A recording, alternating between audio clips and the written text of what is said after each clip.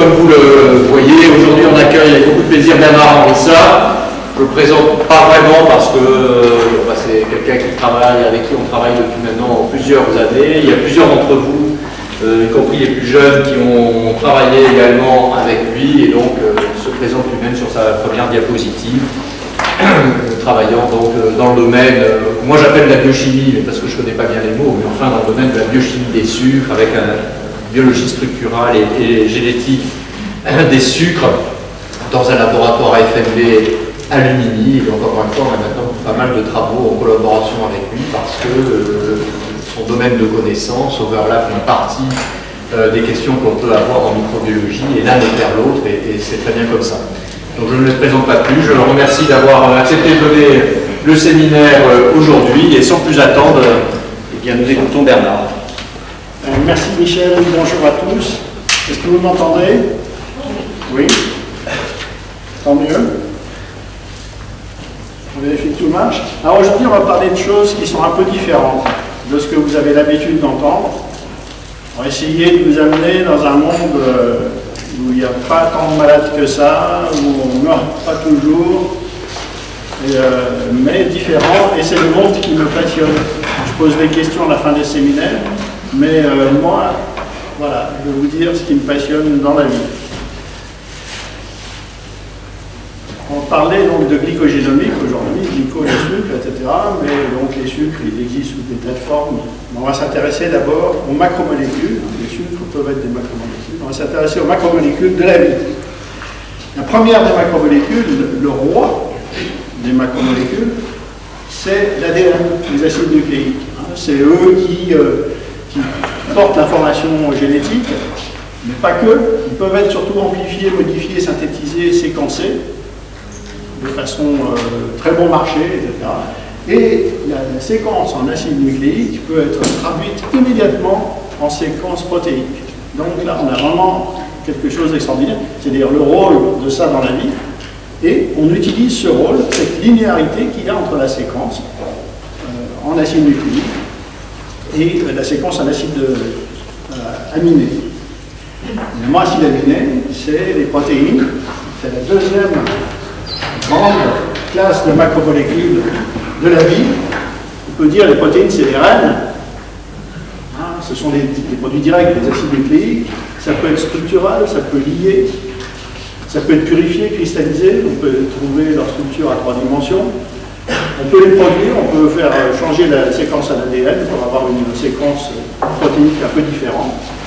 Et on peut les aligner, les séquences, pour retracer leur histoire évolutive. Donc, il y a vraiment plein de choses à faire. Les acides nucléiques et les protéines, le roi et les reines. Les sucres, ben c'est plutôt les cendrillons des macromolécules. Ils ne sont pas codés directement par l'ADN. On ne peut pas les amplifier, ils sont difficiles à synthétiser, à étudier, à découper en morceaux.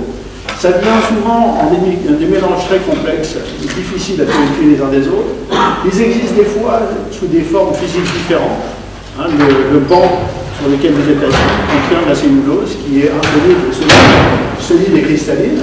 C'est des fibres de cellulose, mais ça peut être soluble dans l'eau, alors que la cellulose ne l'est pas. Ça peut former des gels, ça peut former des granules. C'est extrêmement abondant depuis que la vie a appris à faire de la photosynthèse. Donc, c'est une source de carbone, tellement d'abondance fait que c'est devenu une source de carbone pour beaucoup d'organismes vivants. Et ce qui caractérise les sucres, c'est qu'ils se ressemblent tous, mais ils sont très divers en même temps. On reviendra là-dessus dans un moment. Ils ont tous une composition chimique qui n'est pas excitante et qui est similaire. Pourtant, ils atteignent des fonctions biologiques très différentes. Donc ici, un petit cours de sucre, juste pour voilà la formule générale d'un exose. Et quand on lit 2 exoses ensemble, ben on fait une molécule d'eau, on fait un disaccharide, etc. Donc c'est C6H12O6 moins H2O par liaison glycosidée. Alors voilà, 3 sucres qui ont cette formule-là. Donc aussi on a le glucose, le déglucose, le démonose et le dégalactose. C'est exactement la même formule. Seul change l'orientation de certains groupes. Ici, on voit le mannose, cet OH ici est axial alors qu'il est, équatorial ici. Voilà. Et là, la même chose, le galactose, c'est la position 4 ici qui est changée par rapport au... Donc c'est des détails. Même pour le galactose, pour chacun des sucres, hein, c'est valable pour chacun des sucres, le sucre peut être alpha, avec le carbone ici qui est orienté vers le bas, ou bêta, le même sucre, mais cet oxygène est orienté vers le haut. Ou le cycle peut faire 5 côtés au lieu d'en faire 6.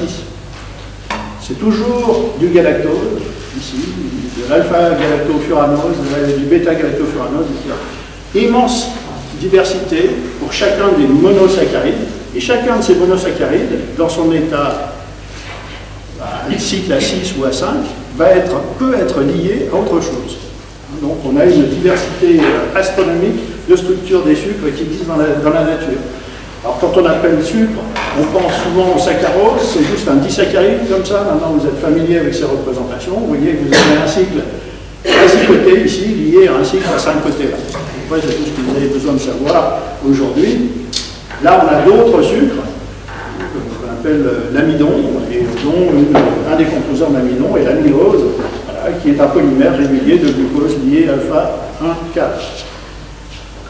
Alors il y a des tas d'autres polysaccharides qui sont importants et qu'on utilise dans notre alimentation par exemple, et on les nomme fibres parce qu'on ne les digère pas, on verra ça tout à l'heure. On a tout un panel de choses qui correspondent à des sucres ou à des macromolécules avec des noms bizarres tels que pectine, xylane, glucuronoxylane, glucoronate, etc. Il y a toute une collection.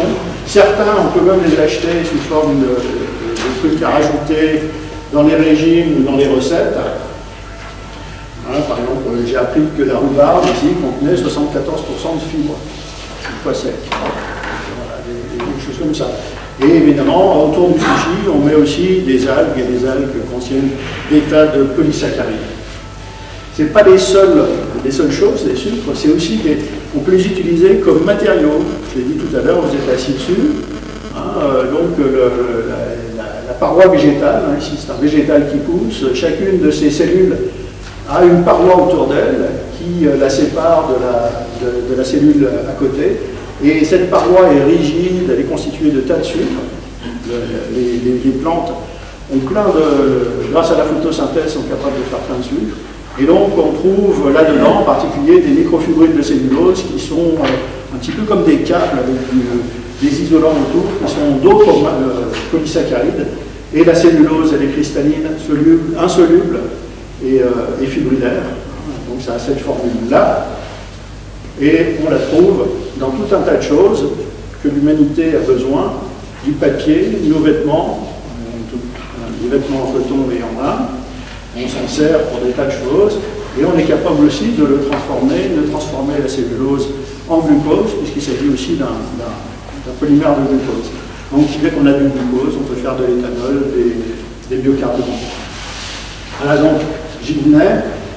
Tout à l'heure, je vous ai montré l'amylose, qui est un polymère de glucose qui sont liés entre la position 1 et la position 4. La cellulose aussi, glucose lié entre la position 1 et la position 4. La seule différence, c'est l'orientation de la liaison qui va être soit bêta, soit alpha. C'est très différent comme résultat, puisqu'il y en a, c'est un polysaccharide de réserve qui est mobilisable très très facilement par la cellule ou par les êtres vivants pour récupérer ce glucose, alors que la cellulose, elle, c'est tout le contraire. Elle n'est pas soluble, elle n'a pas envie d'être dégradée par des enzymes, c'est quelque chose de très résistant.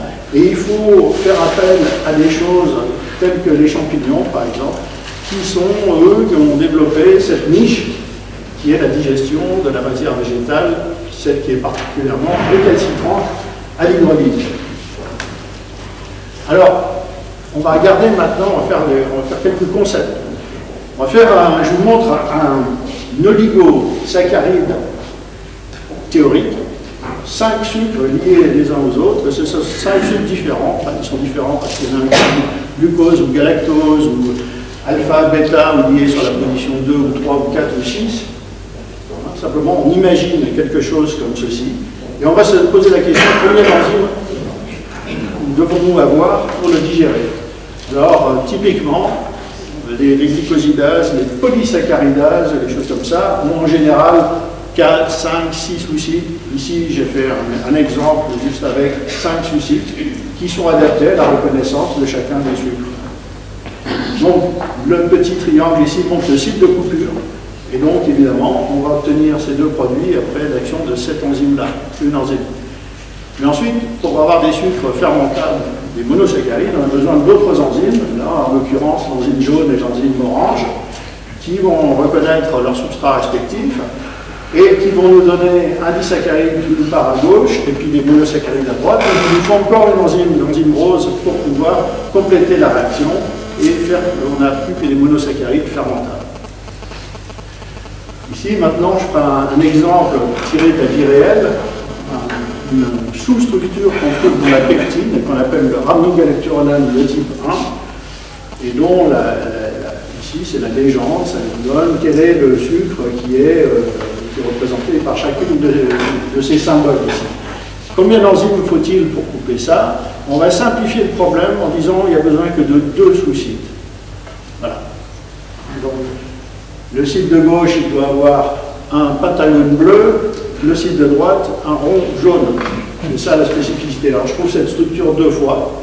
Donc après cette action-là, on a perdu les monosaccharides. On a besoin d'une deuxième enzyme, l'enzyme qui est ici, qui va reconnaître 2 ronds jaunes.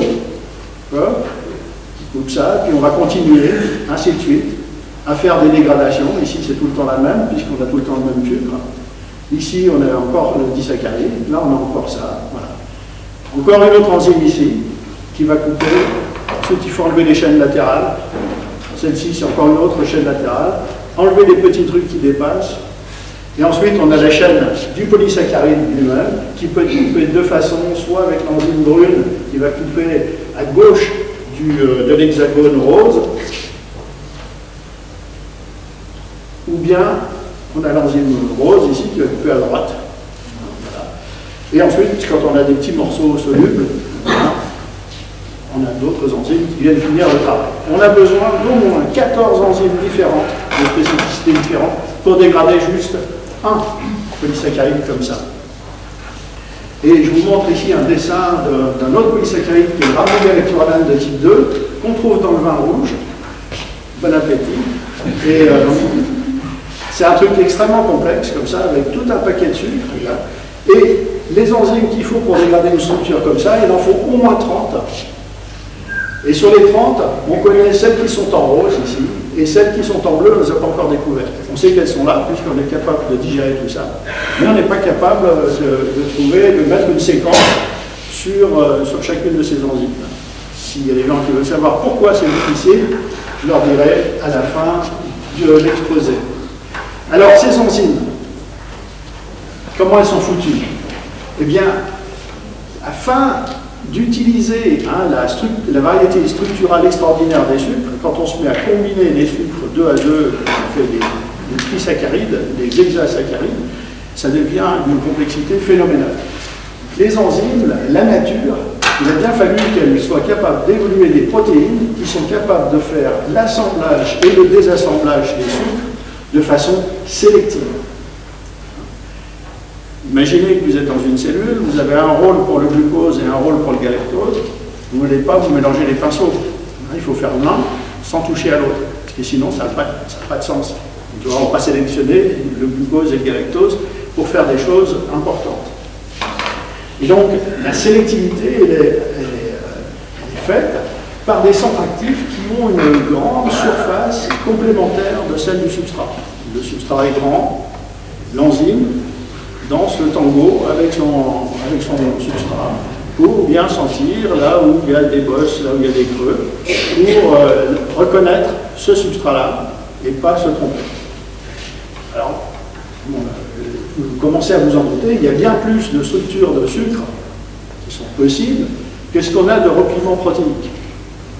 On a environ 1 millier de folds de protéines et on a sans doute des dizaines de milliers ou des centaines de milliers, on ne sait même pas mettre une limite supérieure au nombre de structures de sucre qui sont possibles. On ne les connaît pas tout encore. Donc, de ça, on peut en déduire que l'acquisition de spécificités différentes par un fold déterminé, et quelque chose qui va être commun, mais cette acquisition, elle va laisser aussi des traces dans la séquence en acide aminé, qu'on va essayer d'être capable de retrouver et d'utiliser et d'exploiter.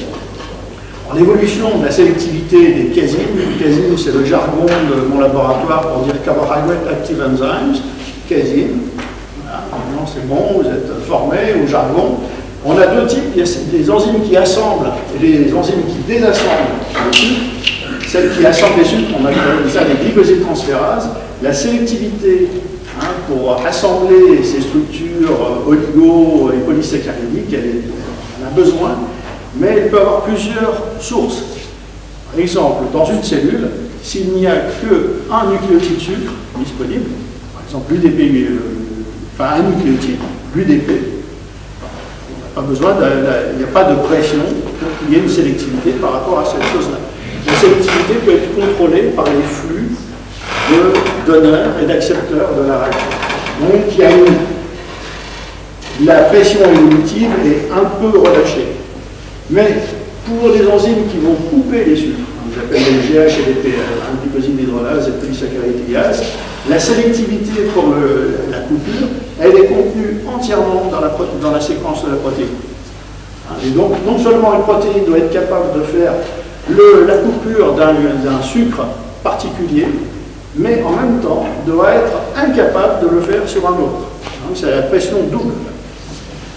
Donc on a ce que j'appelle une pression intense, et ça fait nos oignons, on peut l'exploiter. Le nombre de repliements protéiques qui existent pour les glycosidases est très faible. Là, je vais montrer à peu près la moitié de ce qu'on en connaît, et on connaît pratiquement tout maintenant. Donc ça veut dire que sur chacun de ces repliements va exister plusieurs spécificités. Dans le monde de l'enzymologie, la spécificité s'exprime par le numéro EC, qui est différent. C'est 3-2-1, ça veut dire 3 j'hydrolyse, 2 j'hydrolyse un sucre, 1 j'hydrolyse un sucre qui est lié par une liaison O-glycosidique, et le dernier chiffre va vous dire quel est le sucre qui est coupé. Et donc on voit très bien que sur un repliement comme ça, avec un ancêtre commun, on est capable d'avoir tout un paquet de spécificités différentes. Et grâce aux contraintes dont j'ai parlé tout à l'heure, les branches internes dans l'arbre phylogénétique sont très grandes, sont assez grandes, pour pouvoir séparer assez bien ces activités sur l'arbre. Donc on a inventé une base de données qu'on a lancée le 1er septembre 1998, on la met à jour environ une fois par semaine, et ça décrit des familles d'enzymes qui coupent, je vous l'ai dit tout à l'heure, glycosidase, polysaccharidase, et qui reconstruit, qui assemblent les glycoconjugués, les oligos et les polysaccharides. Aussi, cette base de données vous donne accès aux familles de modules additionnels qui sont attachés à ces enzymes, tels que les modules de fixation au sucre non catalytiques, ou à d'autres activités telles que les estérases ou quelques oxydoréductases qu'on a jugé intéressant d'ajouter. Cette base de données, elle est organisée de façon hiérarchique, avec des clans.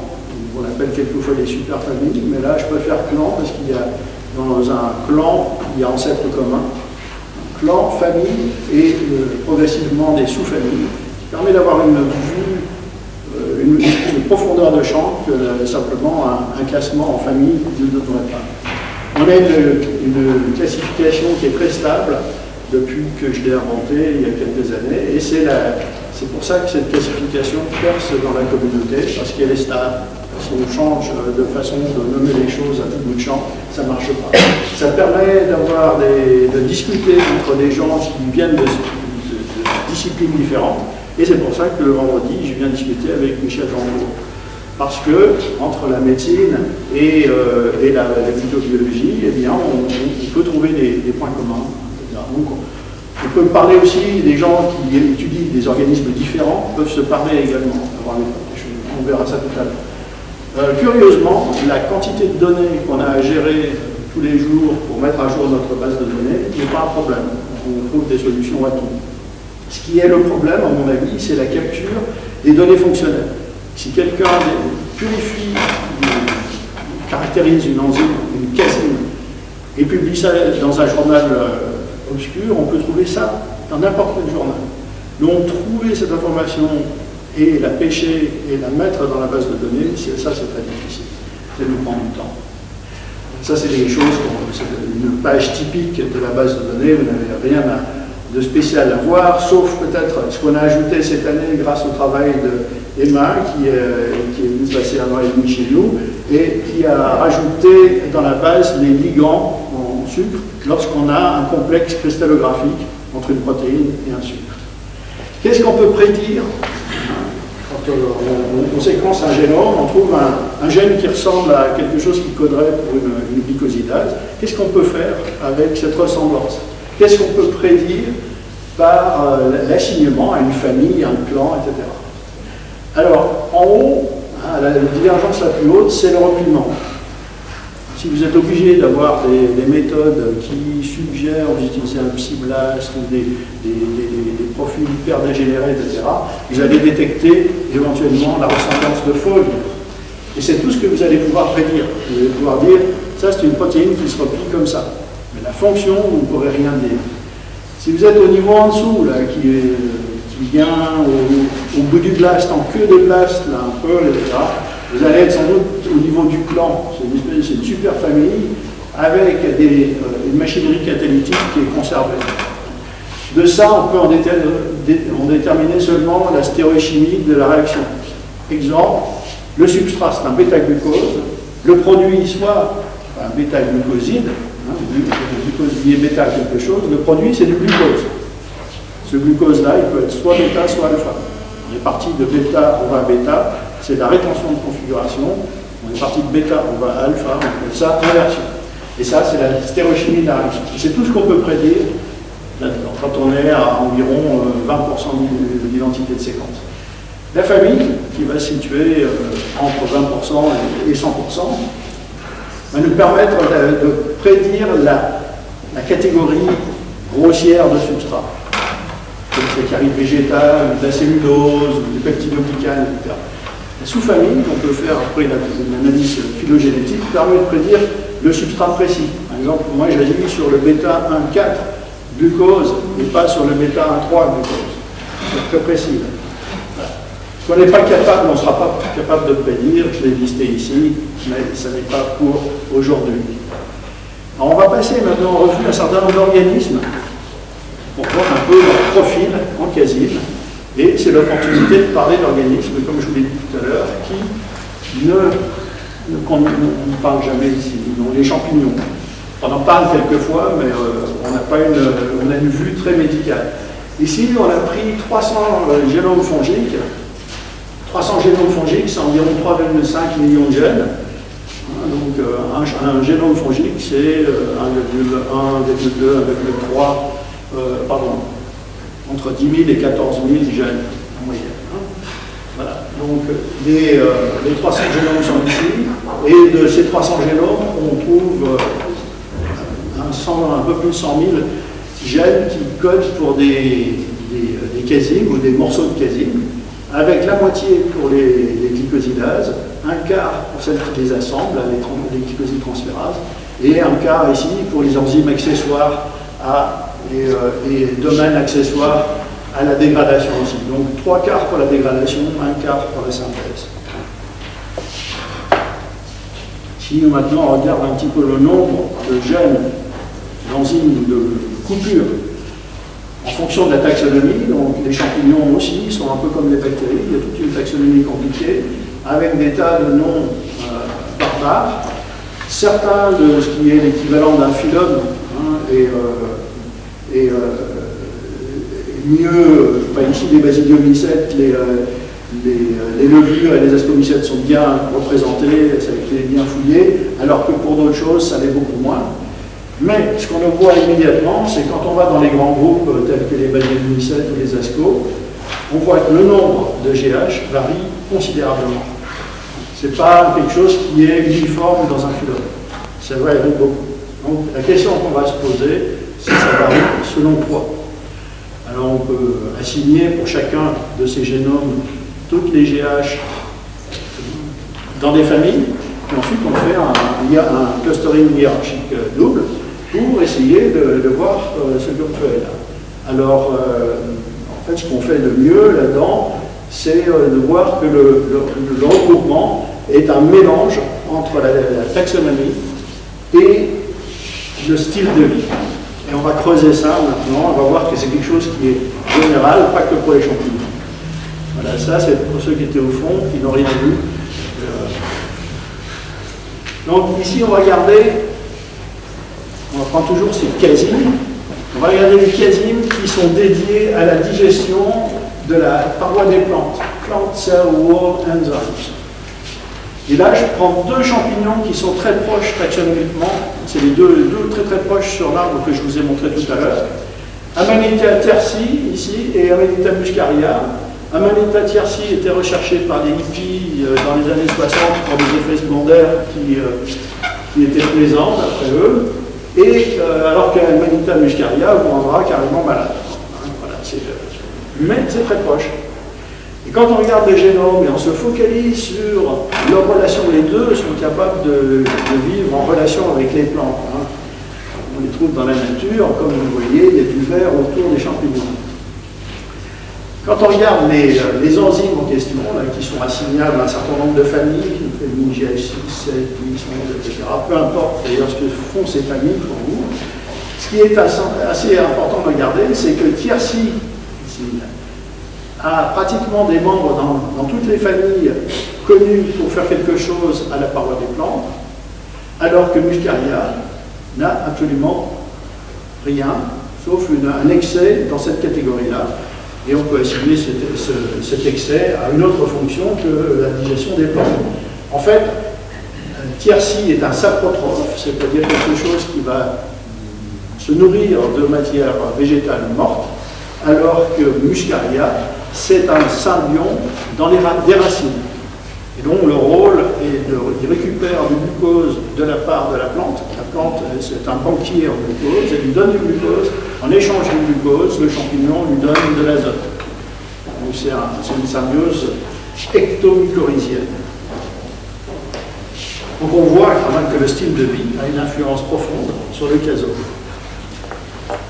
Donc ici, je généralise un peu, toujours sur les choses qui dégradent la paroi des plantes, dans le cerveau, et le style de vie. Ici, il y a des choses qui sont des choses diverses, je n'arrive même pas à les lire, je me souviens même plus ce que ça représente, mais les grands groupes, c'est la petite chose ici qui est dit, la mycorhize arbusculaire, et où le champignon vit à l'intérieur de la plante, et lui, il a un nombre d'enzymes pour la dégradation de la paroi des plantes qui est égal à 0. Il n'y en a pas. Ensuite, les ectomycorhizés ici sont plutôt dans le nombre assez faible d'enzymes de dégradation des plantes. Hein. Il faut ménager la plante. Il ne faut pas trop la bouffer parce que sinon, si elle crève, on crève aussi. Ici, on a des saprotrophes de type brandroth qui vont faire des résidus bruns. Le bois pourri va être brun. Alors qu'ici, on a les voltrotes qui sont le bois pourri, il devient blanc.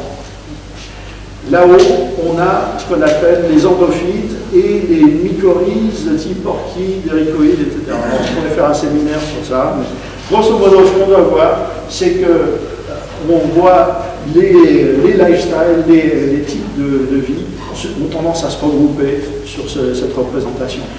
Ceux qui ne se regroupent pas, c'est des phytopathogènes. On va retrouver certains avec beaucoup d'enzymes, d'autres avec un nombre moyen d'enzymes, d'autres avec un nombre très faible. Et les champignons, c'est comme des bactéries qui viennent vous enquiquiner à l'hôpital. Il peut y avoir des relations très accidentelles là-dedans. On va regarder quelques animaux pour éviter de prendre une indigestion. Ici, on regarde la partie de l'arbre de la vie qui s'occupe des métazoaires. Et je vous ai mis 4 génomes qu'on a regardés. Le papillon monarque ici, les nématodes ici, les rotifères béloïdes, le seul qui est séquencé ici, et le génome humain. Donc, que contrôle. Et donc, les rotifères ici, c'est un truc que moi je ne connaissais pas avant en contact pour regarder les chiasmes de ce génome. On trouve ça, on les utilise souvent dans les aquariums pour nettoyer un peu toute la saleté qu'il y a là-dedans. Ça bouffe tout. ça mange des résidus de poissons, les bactéries mortes, les algues, ça mange tout. Ce qui est marrant, c'est que c'est une reproduction asexuée, il n'y a pas de mâle, il n'y a que des femelles, les enfants sont des clones de leur mère, il n'y a pas de méiose, il n'y a pas de séparation des allèles. Et il y a une grande tolérance à la dessiccation, on peut sécher tout ça, on remet de l'eau 6 mois, 6 ans après, ça repart comme on passe. Donc ici on a regardé les gènes dans cette bestiole qu'on appelle la Dinetta vaga, puis on a comparé 6 autres métazoaires pour regarder, et on a compté le nombre de gènes qui codent pour les glycosidase, pour couper ces sucres. Et la Dinetta vaga en a 623, là où les autres animaux en ont une centaine, entre 100 et 150. Et on peut se poser la question, mais pourquoi? Pourquoi un organisme qui est asexué, normalement qui devrait être capable de moins d'inventivité que quelque chose qui est de reproduction sexuée, par exemple ici, beaucoup d'inventivité. Comment ça se fait? Et ça se fait simplement, on a dit, il y a un grand nombre de GH ici, mais c'est parce qu'en fait on a séquencé les deux allèles, puisqu'on ne peut pas les séparer. Donc, on devrait, pour être honnête, aller de 620 à 310. Mais ce grand spectre d'enzymes, quand on regarde là où à quoi elle ressemble, ça reflète tout ce que ça peut manger, cette affaire-là. Cette affaire-là peut manger beaucoup plus qu'un homme. Et on a vu que 50% des GH et 100% d'une catégorie d'enzymes qu'on appelle les polysaccharides IH ont été acquises par transfert horizontal à partir de bactéries, c'est quelque chose déjà de bien, mais aussi à partir de plantes et à partir de champignons. Donc ce truc-là, et là on a par exemple tout un paquet de cellulases de la famille GH45 en nombre et en modularité différentes qui ont été empruntées aux champignons. Et le taux d'acquisition par transfert horizontal est estimé être aussi grand que celui des bactéries. Alors, bon, les bactéries, je n'ai pas résisté, je vais vous présenter quand même quelque chose sur l'homme, possiblement la santé, etc., avec ce qu'on a fait sur le microbiote intestinal et les casines. Alors, la première chose, on a réfléchi, et ça c'est des réflexions qu'on a fait avec Fabrice Armougon et Samad El Kaoutari pendant sa thèse. Et ici, le côlon, c'est le gros machin, là, qui est juste à la sortie de l'appareil digestif. Ici, on a une représentation des fibres, de tout ce qui transite là-dedans. Même à la surface du côlon, il y a des sucres, on appelle ça des mucines. Les mucines, c'est des protéines qui sont recouvertes de sucre. C'est pour vraiment des sucres très spéciaux. Mais tout ce qui va arriver là-dedans, tel que l'amidon qui n'a pas été digéré auparavant, et l'ensemble des polysaccharides végétaux que je vous ai montré tout à l'heure, vont arriver pratiquement intacts, à part être mâchés là-dedans. Et puisqu'il y a de l'eau, il y a 37 degrés, il y a de la vie, et cette vie va couper tout ça en petits morceaux, en monosaccharides. Vous imaginez le nombre d'enzymes qu'il faut pour faire ça. Et tout ça, ça sera ensuite fermenté. On ne peut pas fermenter un disaccharide ni un polysaccharide. Donc, pour rappel, ici, c'est l'ensemble des GH que code le génome humain. Donc, on en a 98 en tout, on les connaît relativement bien. Et sur les 80, et le rôle de ces GH, c'est pas pour la digestion. C'est pour faire des tas d'autres choses, pour faire les lysosomes intracellulaires qui vont être là pour trier, pour recycler des choses qui sont mal repliées, etc. Il y a tout un tas de choses, de fonctions qui ne sont pas des fonctions digestives. Dans cet ensemble de choses, on connaît 8, là où il y a les 8 flèches, là, on en connaît 8 d'enzymes qui sont digestives, on les connaît depuis longtemps, etc. Il y a 9 autres gènes, on n'est pas sûr de ce que ça fait. C'est le seul, il y a 9 gènes, on ne sait pas ce qu'il y a. Mettons que ces gènes-là soient pour des enzymes de digestion des sucres. C'est pour ça que je dis de 8 à 17. Le vrai chiffre, c'est 8. Soyons larges. Qu'est-ce qu'on peut dire sur les substrats de ces 8 à 17 enzymes? Il bien, c'est pour la digestion du lactose, de l'amidon et du sucre en poudre. Enfin, le sucre qu'on trouve dans les fruits. Le sucrose, le saccharose en français. Voilà. C'est tout ce que on est capable de digérer. Tout le reste, c'est fait par les bactéries de notre flore qui sont très inventives pour le coup, puisque si on regarde le casome d'une seule de ces bactéries, c'est le Bacteroides celluliticus WH2. Moi j'ai pris le plus bel exemple là, mais c'est plus de 400 enzymes, là où le génome humain n'en fait que 8. Parce que l'essentiel de ces enzymes-là, dans Celluliticus, ont tout un peptide signal, sont toutes faites pour sortir du cytoplasme et aller bouffer des sucres. Et ça, c'est un exemple. Et bien sûr, vous savez tous qu'il y a beaucoup de bactéries dans la flore intestinale. Donc, ces bactéries, elles se groupent en différents phyla, et les phyla ne sont pas tous aussi riches les uns que les autres. On a effectivement les Bacteroides, qui sont les plus riches ici, et qui sont en rose clair. Les firmicutes qui sont en violet, là, qui sont moins riches. On voit que l'ensemble des choses semble se mettre sur une courbe qui augmente. Le nombre de familles augmente en même temps que le nombre de... plutôt c'est le contraire, c'est le nombre de GH, de gènes individuels ici. Ici on est à 300. Celluliticus que je vous ai montré tout à l'heure devrait être à peu près par ici. Le nombre d'enzymes augmente. Et le nombre de familles augmente, mais semble atteindre un plateau, peut-être à 70 familles, etc.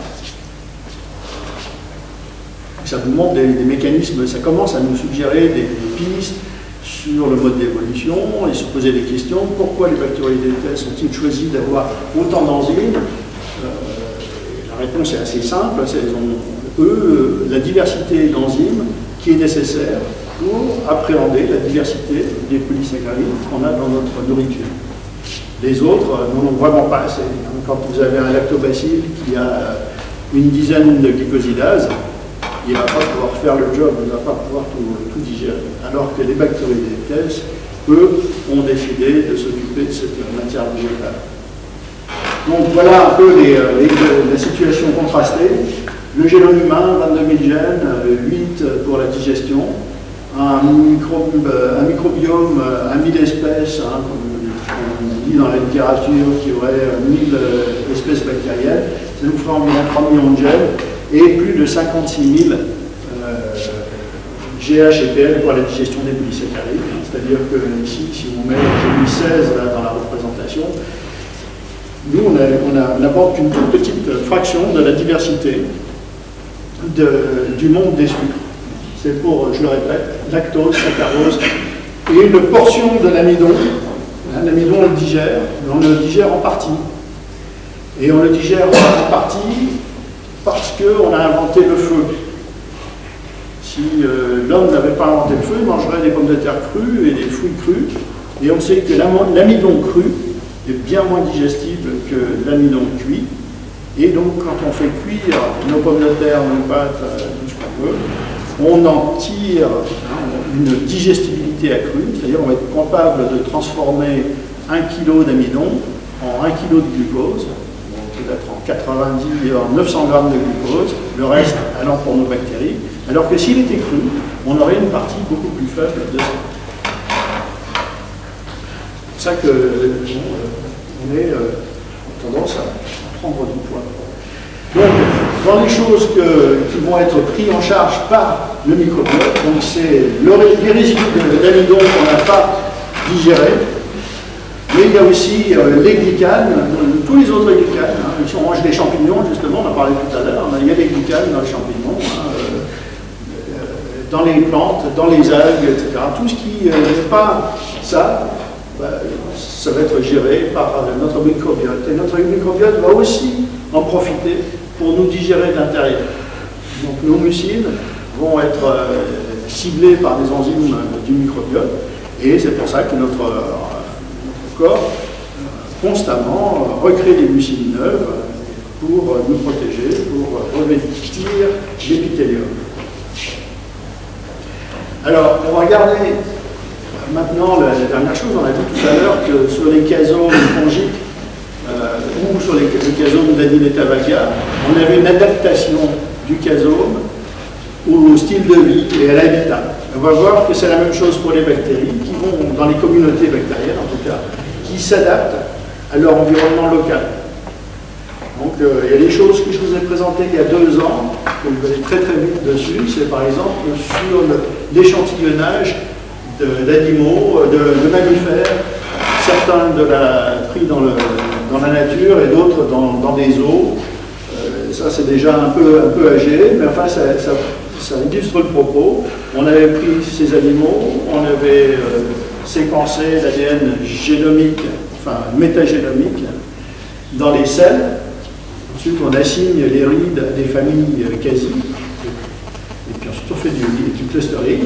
Et on avait vu que les carnivores clusterisaient ici, les omnivores là, et on avait 2 types d'herbivores. Donc, la nourriture et le type de digestion, c'est ça qui... il y a des herbivores, il y en a qui ont un appareil digestif différent, plus simple ou plus complexe. Ceux qui ont un rumen, par exemple, et ceux qui n'en ont pas. Donc, la nourriture sélectionnée et le mode de digestion sont ce qui guide la clusterisation du casome. Ici, je vous ai montré aussi, je pense qu'il y a 2 ans, quand j'ai donné ce séminaire la dernière fois, que les profils en casine sont adaptés à la flore, montrent l'adaptation de la flore à la composition en sucre de chaque sous-site du corps humain. Donc ici, c'est tout un paquet de choses, ici. Hein, vous avez la plaque subgingivale, la langue, le palais, enfin, la salive, la gorge, etc. Et pour ceux qui sont au fond, pour y voir plus clair, là-haut, c'est l'état de sous-site buccaux. Ici, c'est les fesses qui sont prises comme un proxy de ce qui se passe au niveau gastro-intestinal. On va y revenir tout à l'heure, enfin, très très bientôt. Et ici, on a le nez et la peau, et ici, on a les sites urogénitaux. C'est fait que sur des femmes, donc on n'a pas de données masculines ici. Mais ce qu'on voit, c'est que quand on prend ces profils qui sont faits que sur les enzymes des sucres, immédiatement, on a un clustering qui fait beaucoup de sens, avec les sites buccaux qui clusterisent ensemble, qui sont intermédiaires avec le site de l'autre côté à la fin de l'appareil digestif, alors que le nez, la peau et les sites urogénitaux sont très différents et clusterisent différemment. Alors, l'aide de modèles animaux, c'est plus facile à faire avec des animaux qu'avec des gens, vous allez voir pourquoi. On a étudié les différences qu'il y a le long du tractus intestinal, et donc ça a été fait avec des cochons, avec toute une série de cochons.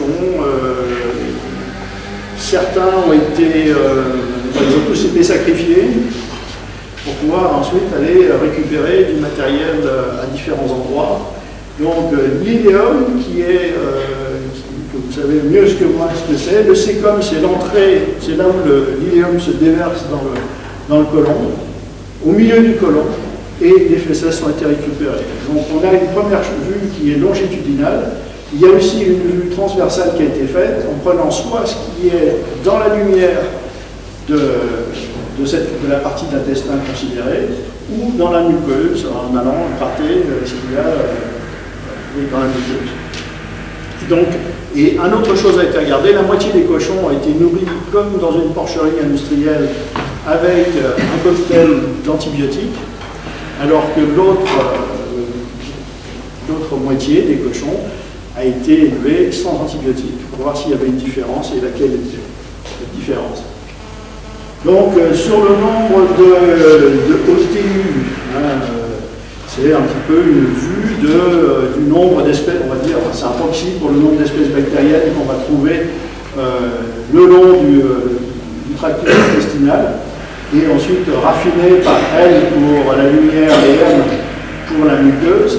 On va voir l'iléon est ici, avec la lumière qui est pratiquement rien, mais quand on gratte, on commence à retrouver pas mal de choses.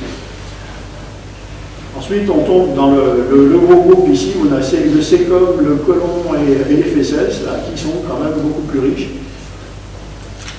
Là, on n'a pas distingué sur cette petite diapo, ce graphe à gauche, on n'a pas distingué les antibiotiques, on va les voir là maintenant. Donc, ici, c'est les échantillons, ici, avec, vous voyez par exemple les fesses en noir, c'est les animaux contrôle, les fesses en rouge, c'est les animaux qui ont été traités par les antibiotiques. Les antibiotiques qui ont été utilisés, c'est chlore, tétracycline, sulfaméthazine. Vous voyez comment je suis à l'aise avec les sucres et pas à l'aise avec les antibiotiques, et la pénicilline. Et donc, ce qu'on voit immédiatement, donc on voit que l'idéum, dans la lumière, on a un clustering des lumières ici, avec quand même des différences assez notables. En allant, par exemple, sur les fermitutes ici, du simple au double, en fonction de l'administration ou pas d'antibiotiques. Et bref, on a toute une série de variations. On voit très bien que côté inéum, dans la lumière ou dans la muqueuse aussi, on voit des différences notables. C'est assez important. On va creuser un peu tout ça. On a vu qu'il y avait évidemment des différences aussi, si on fait le clustering, des casines, avec l'idéum ici, qui se regroupe très très bien, puis une grande branche ici, voilà. Alors que le reste, finalement, on ne voit pas de grand-chose là-dedans. Les animaux qui ont été médicalisés, qui ont reçu les grandes doses d'antibiotiques sont en haut, sauf un qui est ici. Donc, il y a une tendance légère à une séparation des flores, enfin, tu vois, des profils en casine, pas des flores, des profils. Il semblerait qu'il y ait une petite différence entre antibiotiques et pas d'antibiotiques, mais c'est très très très léger, et peut-être pas significatif.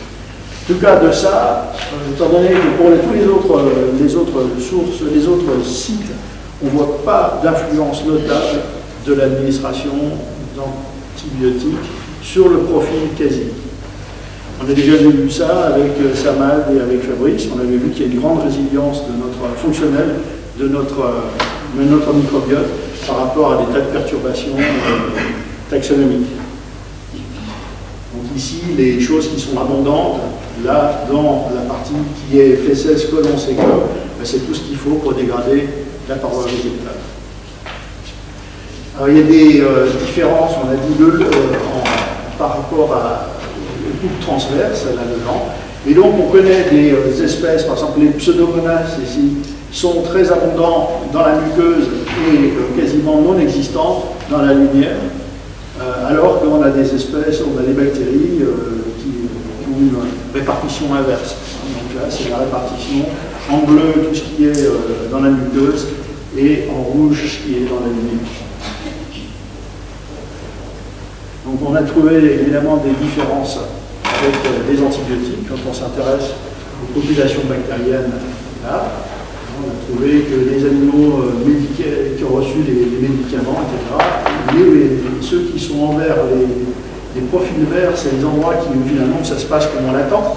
C'est-à-dire que quand on a été soumis aux antibiotiques, on voit que la quantité de Treponema, par exemple, ici, est faible, alors que quand on n'a pas l'antibiotique, c'est très grand.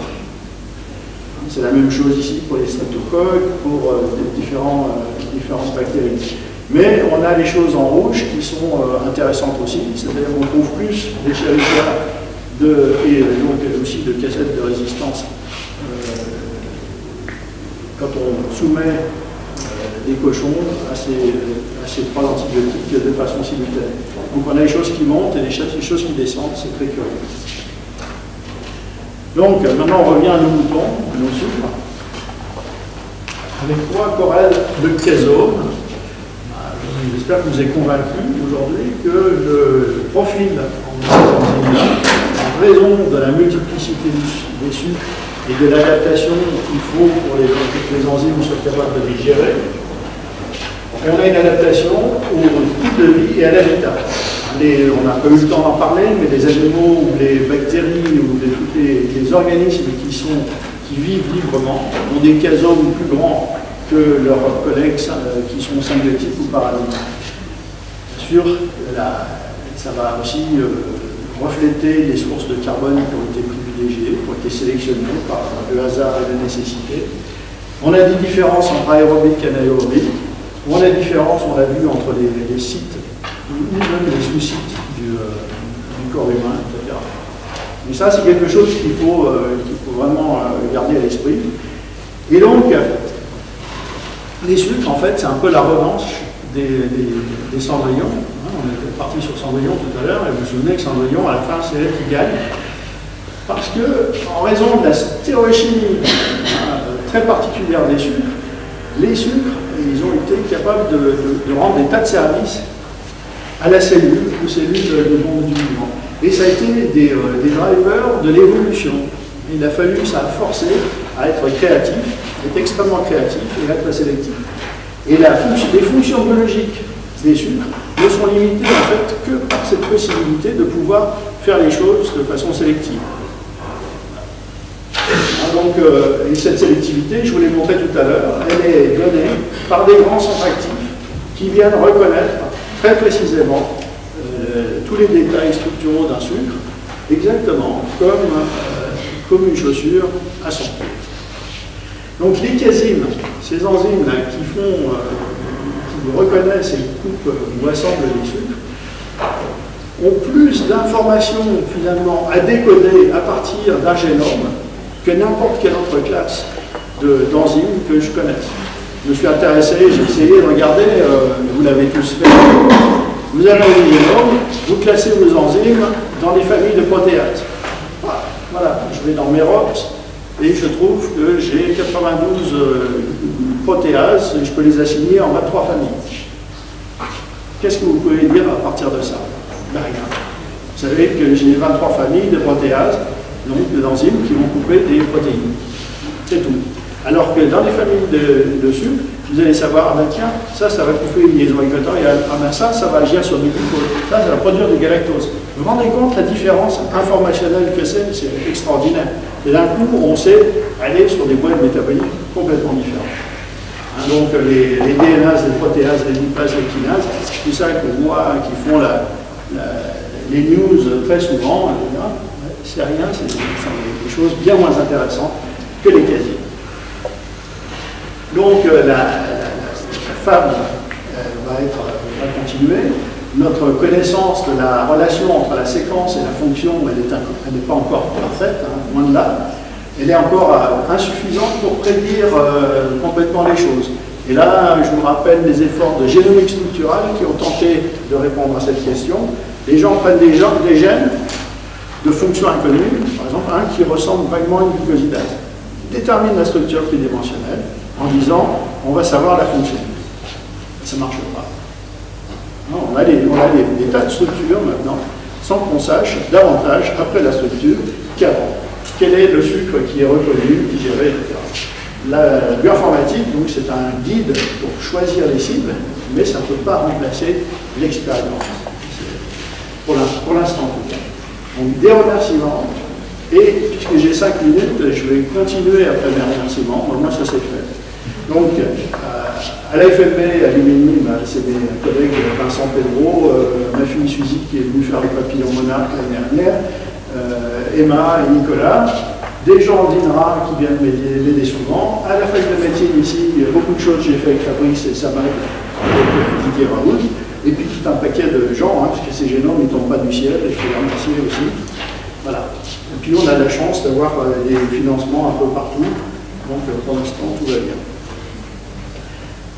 Donc ici c'était au cas où j'ai du temps de rab, je vais vous donner 3 minutes de supplément. Tout n'est pas si rose. Alors, les questions que je reçois de la part des étudiants, c'est pourquoi les séquences quasi ne sont pas disponibles? Je voulais faire un téléchargement. Pourquoi je ne peux pas faire un blast ou je peux faire mes HMM sur mes familles, etc. Pourquoi je voudrais faire la prédiction fonctionnelle. Comment je fais? Les gens voudraient que je donne tout ça. Je réponds une méthode différente, je donne des résultats différents. si on prend des paramètres différents dans une même méthode, on obtient des résultats différents. Est-ce qu'il y a une valeur de e-value universelle pour le BLAST pour inclure ou exclure une famille? Non. Vous savez que la valeur de la e-value varie avec la longueur du segment aligné. Petite protéine ne vous donne pas la même e-value qu'une grande protéine. Donc, etc. Puis le best blast fit va varier avec le temps. Vous faites votre blast aujourd'hui, vous le faites dans 2 ans, vous n'aurez pas les mêmes résultats. La même chose pour les HMA. Tant qu'on n'a pas de facto échantillonné de façon raisonnable l'ensemble des séquences, c'est-à-dire tant qu'on ne connaît pas la réponse, eh bien, on a des vues qui sont très partielles. On a toujours aussi des problèmes de seuil, etc., des profils dégénérés, etc. Les assignements fonctionnels, ça demande du boulot, et ça demande des gens qui s'y connaissent un petit peu en sucre, etc. Donc il y a de l'expérience derrière. Sinon, on a des résultats très différents. Et je vais vous donner un exemple que j'ai pris dans la littérature récente. Donc on est dans PLOS One en 2013, en mars, le 12 mars et le 19 mars, 2 groupes chinois publient le génome de Volvariella volvacea. 2 souches très très voisines, quasiment le même champignon. Donc ici, les conclusions, ici ils ont utilisé un software qui fait de l'assignement, qui prétend faire de l'assignement en famille quasi, qui s'appelle CAT, et l'autre qui a utilisé un autre software qui s'appelle DBCAT. Aucun ne vient de chez nous. Et les conclusions sont écrites ici. Donc on est à la même époque, le même champignon, les conclusions commencent déjà à être légèrement différentes et vagues. La composition en glycosidase est dramatiquement différente from other fasciculation. Ça ne nous dit même pas si c'est plus, c'est moins, c'est... Voilà. Bon. Enfin, moi j'ai regardé les 2 papiers, j'ai regardé leurs trucs, et j'ai classé les familles. Par exemple, sur la famille GT15, ici, les 2 trouvent le même nombre de gènes, 6, tout va bien. Mais là où c'est rouge, c'est que la différence est plus grande que 3. Quand c'est jaune, orange, c'est une différence qui peut aller de 1 à 2. Voilà. Donc on voit qu'il y a des endroits ça va bien, et des endroits ça ne va pas vraiment.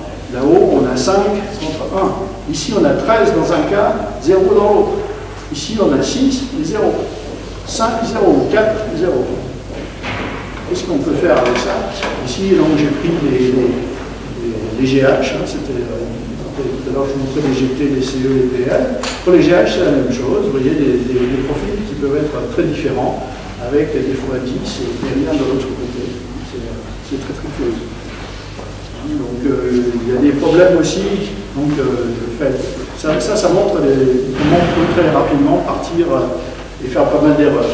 L'autre problème, c'est avec la prédiction fonctionnelle.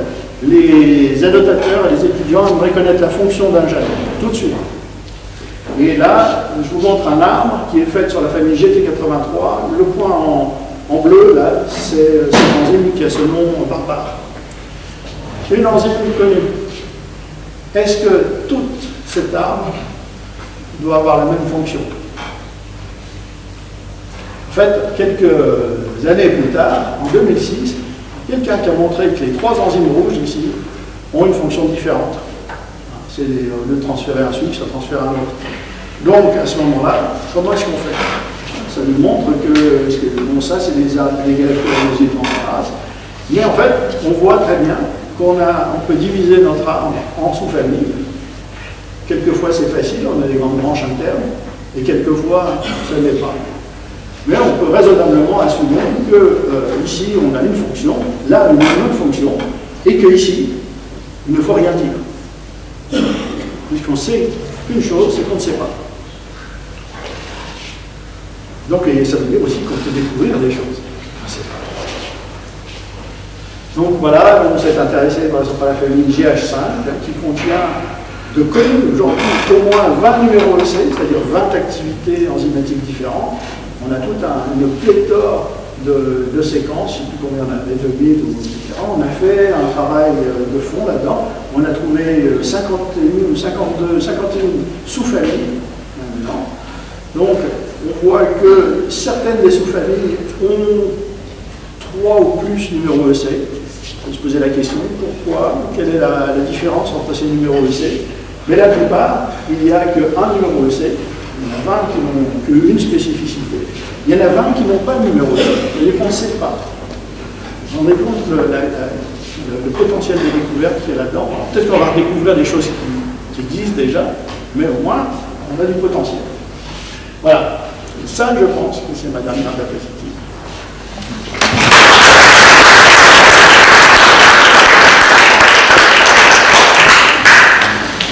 Alors, question pour Bernard.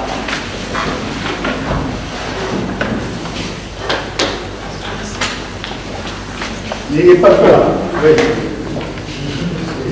La diapo que vous avez présentée sur les champignons Oui. Les mycorhiziens arbusculaires, Oui. qui ont moins d'enzymes que les cytomycorhiziens. Oui, ils n'en ont pas du tout même. Il n'y en a qu'un génome qui a été fait, c'est Glomus, qui est publié à la fin de l'année dernière, et qui a 0 enzyme pour dégrader la paroi végétale. Donc, comment on explique que mycorhizien qui reste extérieur a plus en... Il a besoin d'approcher. Et l'endomycorhizien, il y a moins de... quasiment pas. Pénètre à l'intérieur de... Ça dépend du mode de pénétration.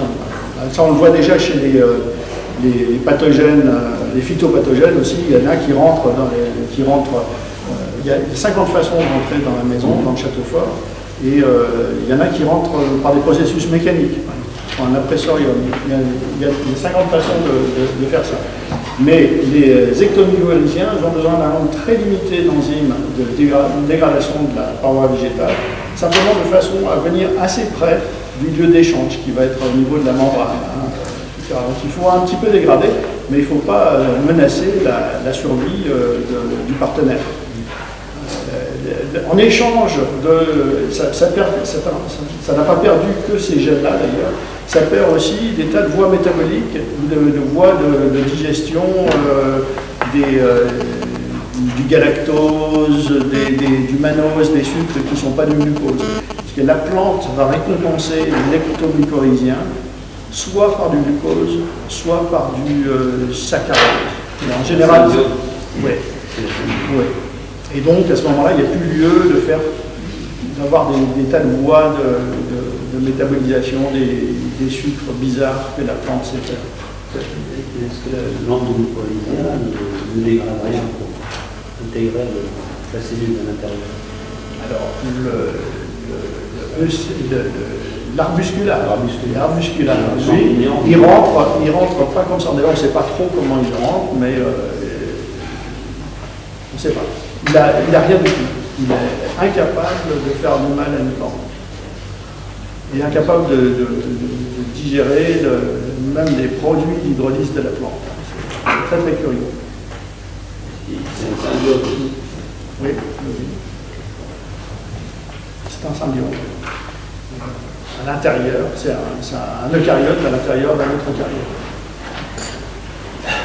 Dans les racines seulement, mais pas dans toutes les cellules.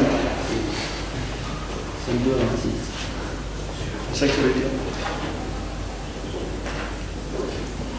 Oui. On dit souvent que les fibres de cellulose facilitent la digestion.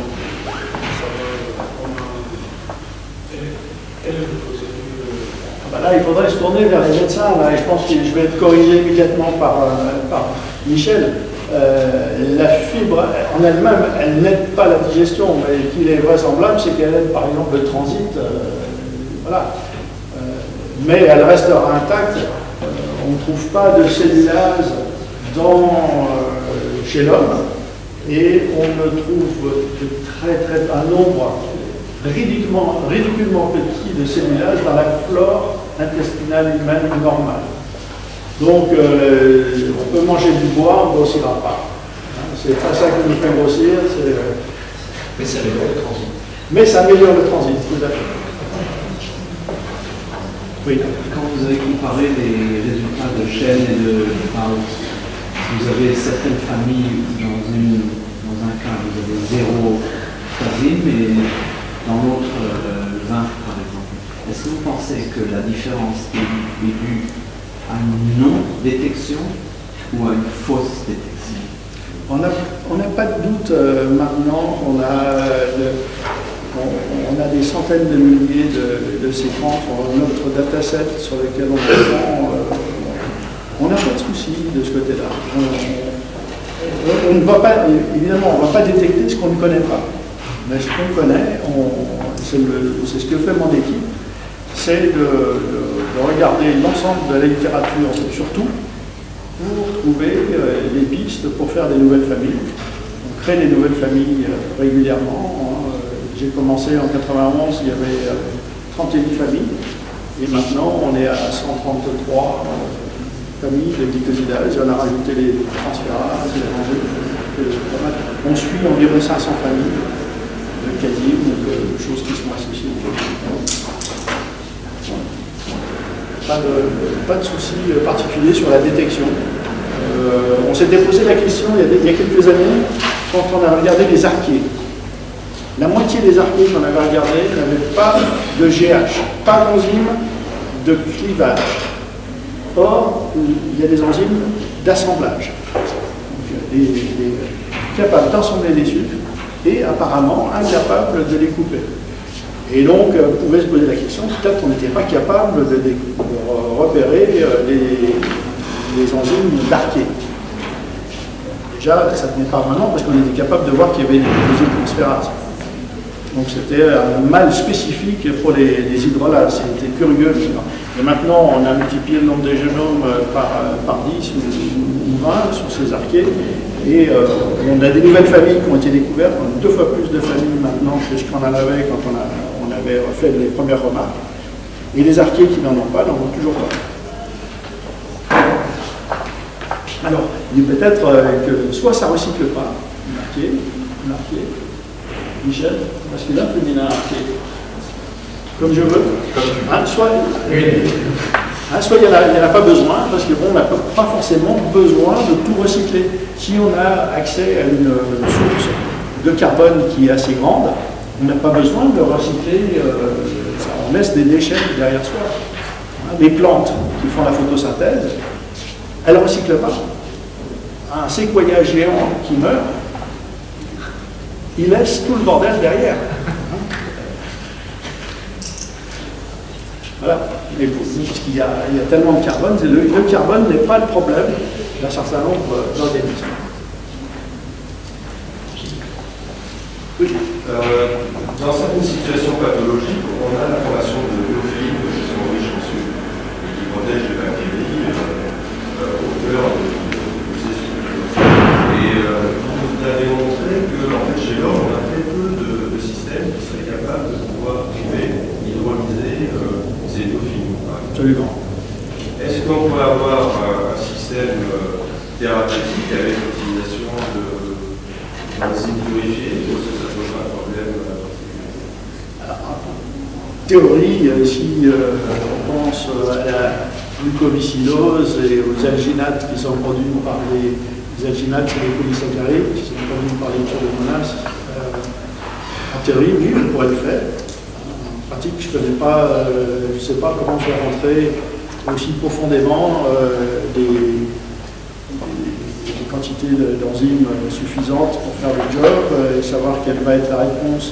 On va peut-être se hâter des anticorps contre ces enzymes qui seront nécessairement microbiennes.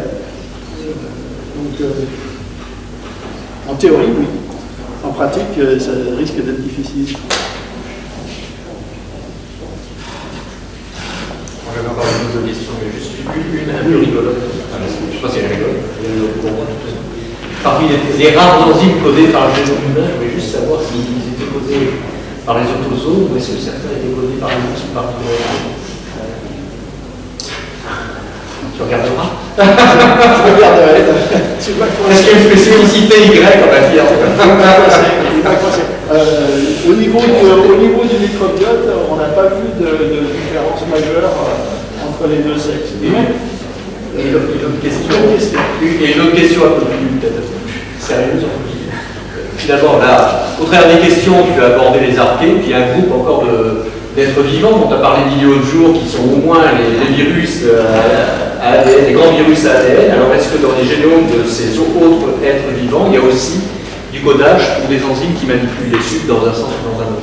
Oui, et c'est la même chose que chez les archées qui n'ont pas de glucosidase.